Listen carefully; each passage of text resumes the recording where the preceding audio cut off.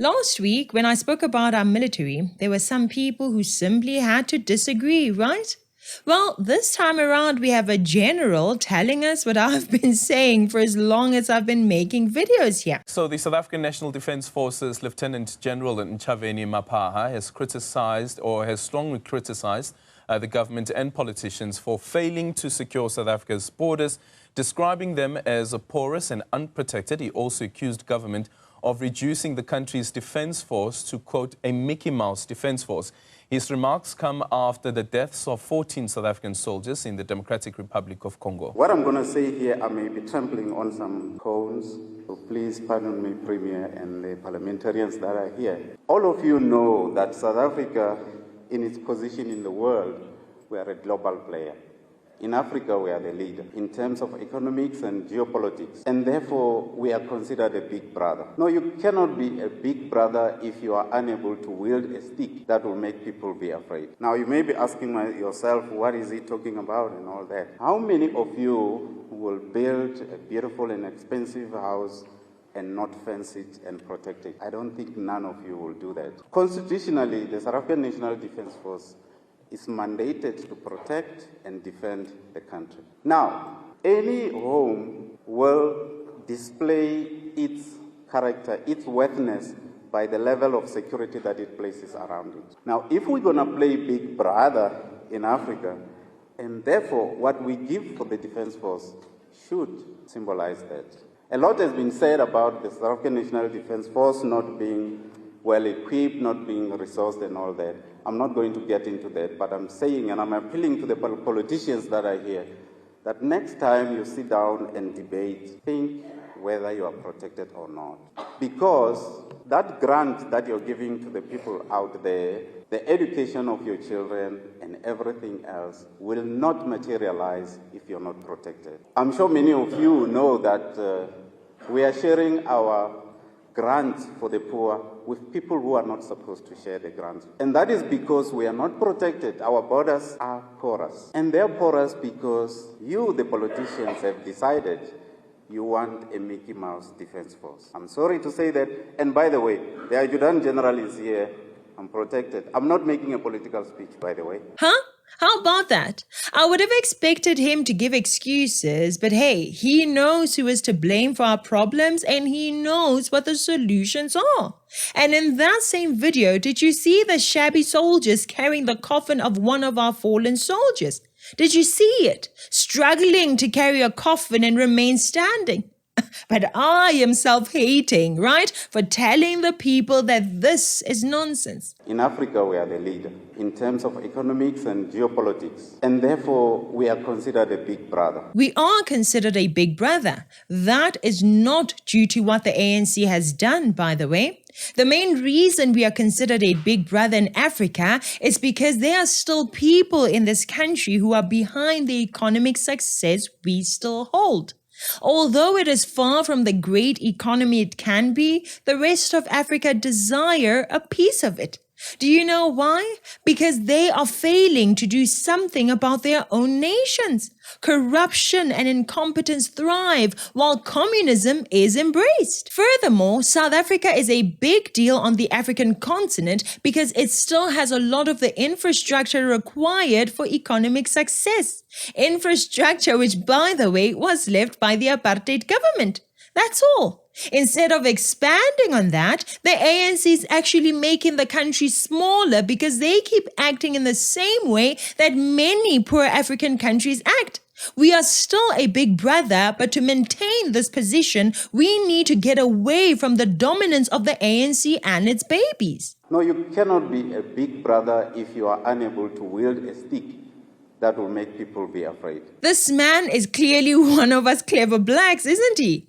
What he is saying here is very simple. With great power comes great responsibility. Throughout the world, the countries that have the most power often dictate the direction of the entire world, whether the rest of the world likes it or not. Whether we call it unfair, call it wrong, call it whatever we want, facts first, cry later.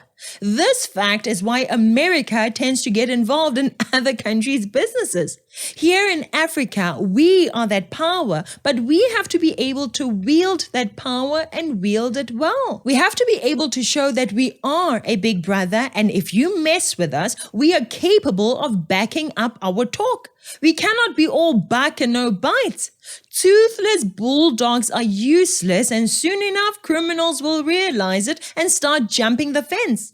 Unfortunately, South Africa has been a bulldog that has been friendly to many criminals. How many of you will build a beautiful and expensive house and not fence it and protect it? I don't think none of you will do that. Huh? I like this guy. I like him. This is what I'm talking about. When you spend your wealth to buy nice TVs, to build a fancy house, there's always one thing you have to make sure you do. You have to fence the property. I've said this over and over again, and I don't know how many times we have to keep saying it for everyone to finally see it. Constitutionally, the South African National Defence Force is mandated to protect and defend the country. Now, any home will display its character, its worthiness, by the level of security that it places around it. That is the job of the South African Army, guys. Their job is to be on standby, always ready for war. But there will always be fools that will say, we are not at war. But one of the reasons why we have an army is so that we don't end up in war. One of the reasons why the DRC is such an easy target is because their soldiers are pathetic and ill-disciplined, and we as South Africa do not want to get to where the DRC is. Fools will tell you that we don't have to be fit because we are not at war. Please, keep such fools away from politics. With such reasoning, by the time the war starts, it will be too late. You can't start learning about coordination when the enemy enters your borders. You can't start running cross-country, lifting weights, and maintaining your vehicles and aircrafts when it is time for war. Those things happen throughout the lifetime of the soldiers. All military personnel must be ready for combat at any given time. Guys, terrorists are all over the world now. Remember, we recently had the Libyans right here within our borders. If they wanted to, they could have started their little war here, and with the kind of troops we have, we wouldn't have stood a chance. So when I said we are not ready, I meant it. The weaker our military is, the fewer foreign soldiers it will require to take down our beautiful nation. They simply have to know what they are doing. This is not a small thing, fellow citizens. I'm sure many of you know that we are sharing our grants for the poor with people who are not supposed to share the grants. And that is because we are not protected. Our borders are porous. And they're porous because you, the politicians, have decided you want a Mickey Mouse Defense Force. If you are an organized family, you will have curfew and rules that the members of the household abide by, right? You will have keys, and no guest may enter your house without them knocking and being asked who they are first. That is the story of countries. Unfortunately, South Africa currently has open doors, open gates, open windows. It doesn't have a roof even. While we are watching TV in our house, which is called South Africa, we suddenly see Nigeria, Zimbabwe, Malawi washing hands in our bathroom, dishing up food for themselves in our kitchen, and sleeping in our bedrooms.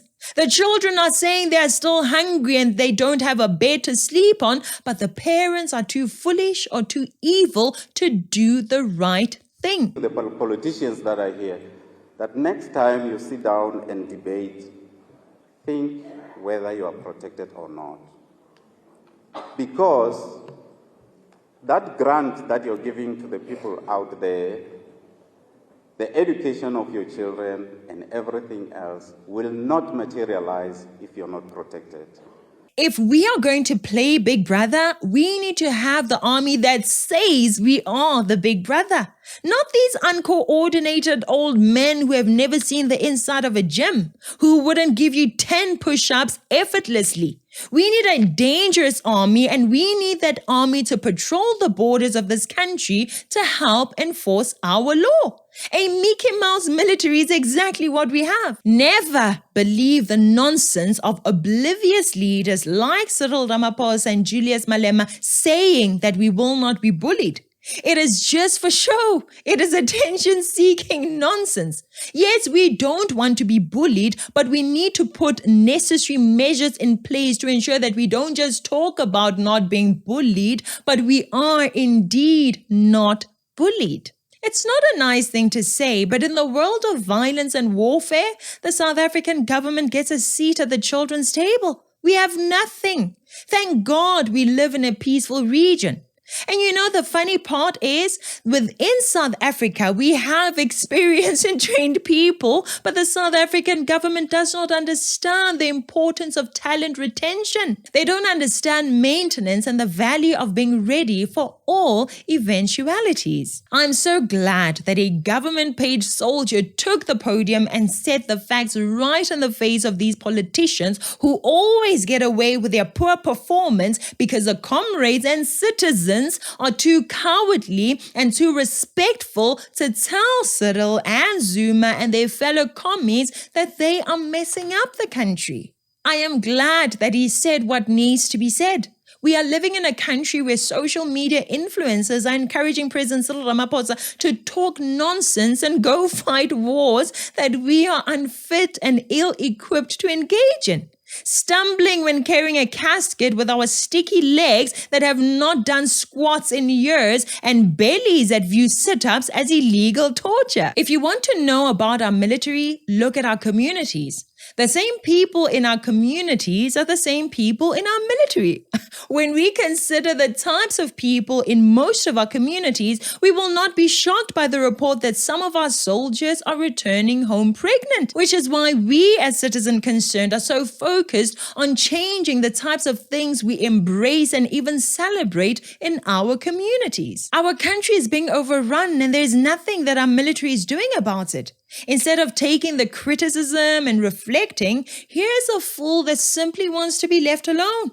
Everyone must follow decorum, follow the red tape, respect the bureaucracy, and just leave the running of the country to us. Listen to this. Well, joining me for a conversation on this is the chairperson of the Defence and Military Veterans Parliamentary Committee, Dakota Legoete. A very good morning to you. Thank you so much for making time for us this morning. Do you agree with the sentiments being expressed there by the Surgeon General that our Commander-in-Chief, President Cyril Ramaphosa, is essentially presiding over a Mickey Mouse defence force that has been created by politicians? Thank you very much, Alton, and good morning to all the viewers at home. I think I have to start by saying that it's just unfortunate that the General could not sense the occasion which he was addressing. It was a funeral where we are mourning the fallen heroes of our National Defence Force and the pride of our nation, who passed on in the DRC in defense of peace in the region, in the conflict area, international. Now, it's just unfortunate, of course, a general is a person of privilege who sits in the military command council, which is responsible for the security of the country on a daily basis and paid by the taxpayers. Now, it's just unfortunate that a general would say some of these things in an occasion which is not supposed to say. A general is not a person who can cry. We can't have a crying general who has the responsibility to defend the sovereignty as well as the territorial integrity of the country. Complaining, we can't have such generals. Yeah. I think we can do better in terms of what we are doing. Respect us. Respect the dead. Don't say it now. Don't share this information with the citizens that it affects. Send an email. Don't say it in front of the cameras. No, look, a general by privilege, can directly speak through the Chief of the National Defence Force, to the Minister or the Deputy Minister. He can speak even to us as a portfolio committee every time they appear on us.